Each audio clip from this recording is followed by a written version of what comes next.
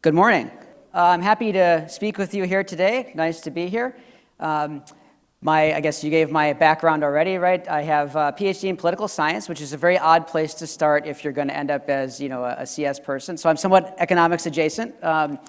Ph.D. from University of Rochester. I spent 9 years at the CIA doing all kinds of interesting things, some of which was AI machine learning related, much of which was not, and that's about all you're going to hear about that today. And then I spent a few years running data science teams in private industry, and now I'm back in academia as a professor, which is really fun for me. So what I want to do today is talk a little bit about artificial intelligence. I'm going to try and weave my three predictions kind of throughout the next few minutes here. And what I want to try and give you is my kind of sense of how I view the development of AI over the next year, and then a little bit about its impact on things like labor and stuff like that. So first of all, I think it's always productive to begin by asking, what is artificial intelligence? Because this is one of those terms that means a lot of different stuff to a lot of different people, and if you don't pin it down with something maybe a little more explicit and clear, it doesn't end up meaning anything to anybody, right? So I think it's useful to think of artificial intelligence in juxtaposition to natural intelligence, right? So what's natural intelligence? Because that's the stuff that we probably want to encode in an AI, right? So the only natural intelligences that I see are you and me, right? And so the question then becomes is what is it special about us, right, that we want to encode in an artificial intelligence? And I think the thing that's special about us, to me, is that we're decision makers. We get to make choices. Those choices impact the world in a meaningful way. They change things and so on. Right, and so there's a pop culture reference for you, right, from Castlevania, right? What is a man? A miserable little pile of secrets. That pile of secrets being the history of choices that man has made, right? So that's how I view us, right? We are decision makers. That's the special thing about us. So what is artificial intelligence? Well, the implication of that would be that it's profitable to think of AI as automated decision making, right? Automated decision making in all of its many varied flavors, right? Not just the stuff that's encoded in ChatGPT, right? Not just the stuff that's happened in the last couple years, right? But many, many, many different flavors of automated decision-making stretching back over decades. All right, so for the purposes of today, right, I think you can, think of a lot of different things as falling under that paradigm, right? Large language models, which are the basis for, much of the hype surrounding AI in the last couple years. Things like the GPT series of models that underlies ChatGPT, Copilot, Claude, Llama, some of the open source models that are available for people to work with. Beyond that, though, right, that's gotten a lot of hype. Beyond that, there's all kinds of other stuff, too, that falls in this paradigm. Reinforcement learning agents, right? Self-driving cars are an example of a reinforcement learning agent. AlphaStar, right? Google taught AI to play the game StarCraft, which is an immense accomplishment in terms of dealing with a sophisticated, complicated environment. Classical machine learning, this is the part that stretches back over 200 years. People have been doing this stuff for a very long time. All of this falls into the realm of AI. And that's what I think we should hold in memory as we think about the next few predictions that I'm going to offer here. Okay, so prediction number one. I think large language models are going to plateau. I think they're going to plateau over the next year or the next couple years. So a little bit of history here, right? The big revolution in artificial intelligence happened not in 2022, but actually in 2012, right? The deep learning revolution kicked off in 2012. There's a competition that was held every year called the ImageNet competition, where the goal was to build an AI that could correctly identify which of 1,000 different options a given image fell into. And in 2012, a team of researchers used deep learning to build a model that did very, very well in that competition. That's called the deep learning revolution. That's been the basis for immense progress in AI ever since. And things like GPT, right, ChatGPT and the GPT series of models are based on deep learning models. Right, so the thing is, those deep learning models require some stuff, right? They require compute, they require huge data sets, and the models themselves are quite large. I think LLMs, large language models, are going to plateau because of a particular limitation, right? So we've had a lot of increases. We have increases in compute over the last 14 years. We've had the ability to build bigger and bigger models that have billions or hundreds of billions or trillions of parameters, right, that can do sophisticated things. We've had large data sets. And we've had a good basis in applied math, right, that has allowed this to kind of really blossom.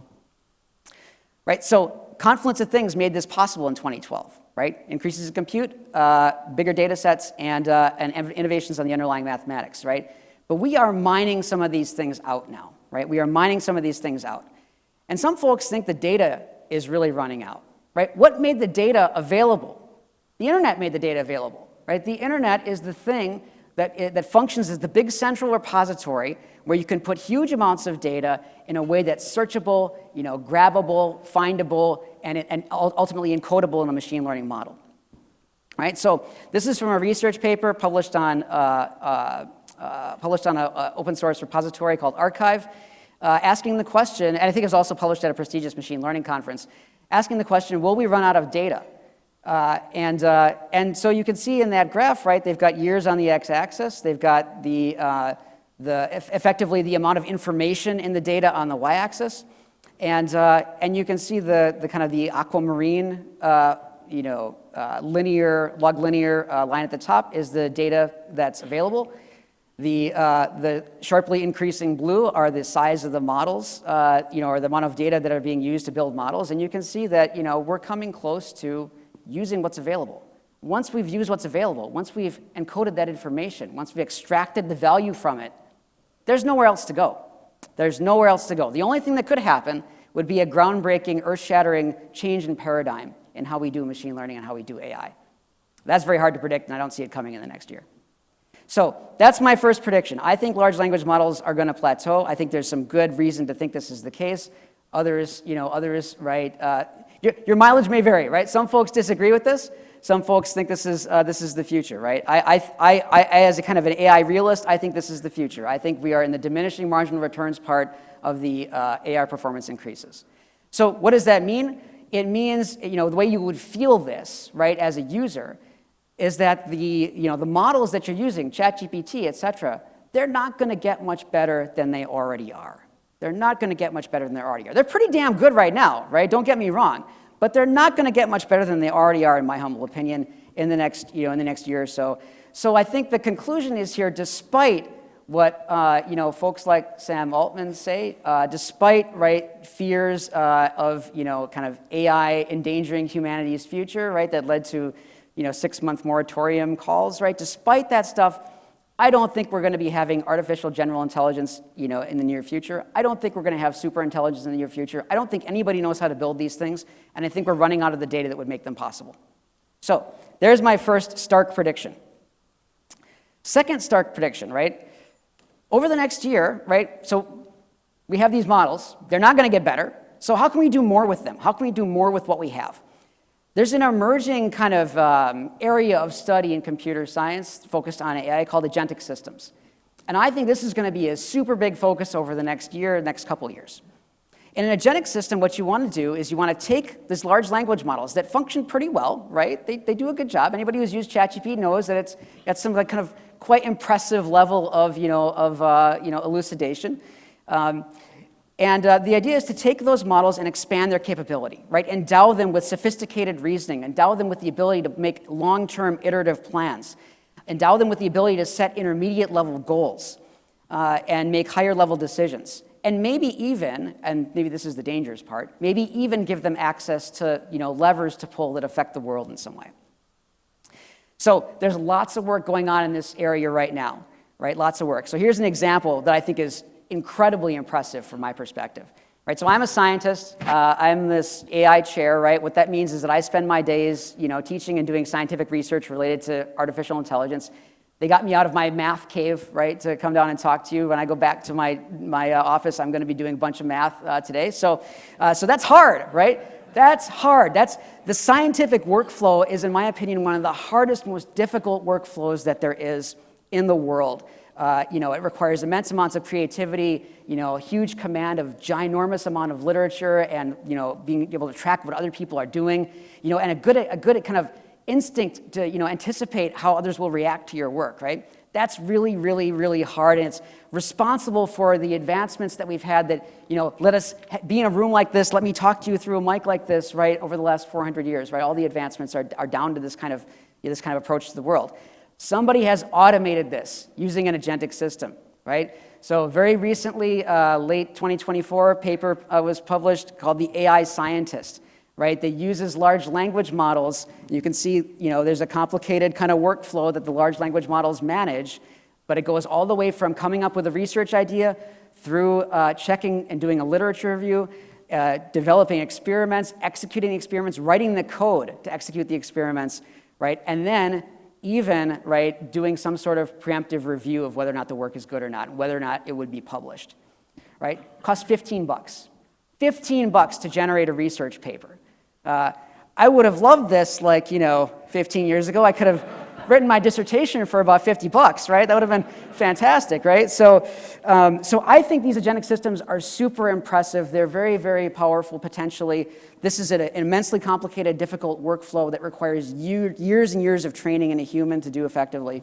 And somebody's figured out a way to use the LLMs we have to do this.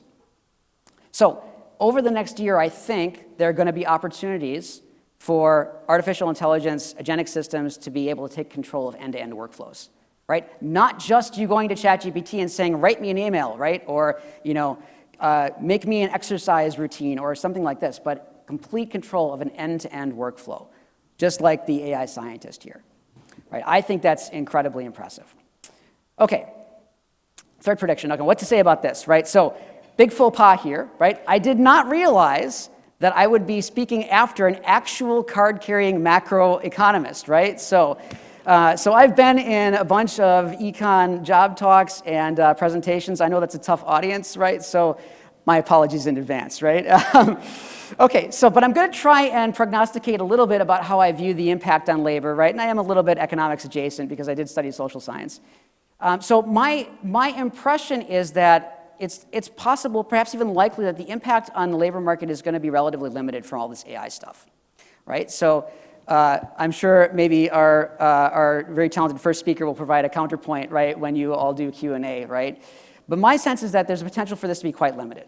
And I view this through a relatively simple lens, right? So always dicey to put math on the slide, but I'm going to try and put math on the slide here. So that math is a Cobb-Douglas production function, or a particular version thereof.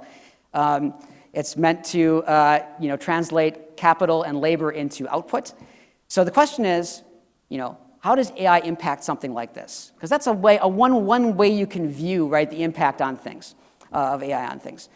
So the L there is labor, the K is capital. The way I think AI impacts this is through beta, which is the efficiency of labor, and A, which is total factor productivity, right? These are things that economists have spent a long time talking about. I'm not going to pretend to be an expert in this or anything like that, right? But this is the simplistic lens through which I view the potential for AI to impact, the job market and things like this. So I think there's kind of two possibilities here, right? Again, a simplistic view. One possibility is that the impact of AI, on total factor productivity and on labor efficiency is, slow or it's small. If it's slow or small, right, exclusive or there, if it's slow or small, then I think that the price of labor is relatively unaffected and people don't lose a bunch of jobs. I think that's what happens. I don't know. I can let the macroeconomist opine, more eloquently than me. If the change is fast and large, then I think we're going to run into some problems and people are going to feel this in a way that hurts. Because really, fast and large changes here are an opportunity to do more with the same labor, or the same with less labor, right? And so if you want to do the same with less labor, then people lose their jobs. And that might be the kind of thing that hurts quite a bit. So which of these two, this is a simplistic worldview, but which of these two do I think we're heading into? For what it's worth, I think that we're probably heading into the first one for a couple reasons, at least over the short term. So I'll give you two examples, right? So first of all, some smart people who study this for real, who are smarter than I am, right? Daron Acemoglu out of MIT, right, a Nobel laureate economist, estimated that over the next 10 years, you're going to see a 0.66 increase in total factor productivity that's AI related, 1.6% GDP growth that's AI related, and ultimately that the real impact on AI the real impact from AI might impact about 5% of the jobs in the economy. This is, I'm citing a research paper on this, right? I'm not going to pretend to have expertise on this. The second point that's a little bit closer to my own expertise that I'll make is that graph there on the right? That's from the World Economic Forum 2025 jobs report. I can't speak to the veracity of everything in that report, but I did find this little tidbit quite interesting. So this is on page 44. You can have a look at this if you want. It's open source. What the writers of the report did was they went to ChatGPT, used the GPT-4 little o model, which is one of the more advanced versions these days. And they asked it, hey, how good are you at this? Right? How good are you at this task? And they did this for 2,800 different job tasks. And they got ChatGPT's own view on whether or not it would be good or bad at a given job task. And the results of doing that you can see in this graph here. Right, so job tasks are on the y-axis there, and then the kind of the percent of skills that are replaceable by AI are the brown part, that are not replaceable by AI are the blue part. And so you can see there's a big part of that that's blue, that ChatGPT, for what it's worth, doesn't think. I mean, ChatGPT doesn't think at all, right? But the ChatGPT responds, right, with a response indicating that it would not be good at replacing most of the skills in those buckets. Right? So 2,800, job tasks, and I think there was no job task that was entirely replaceable by AI, and the majority of them were not majority replaceable. The majority of these bins were not majority replaceable by AI.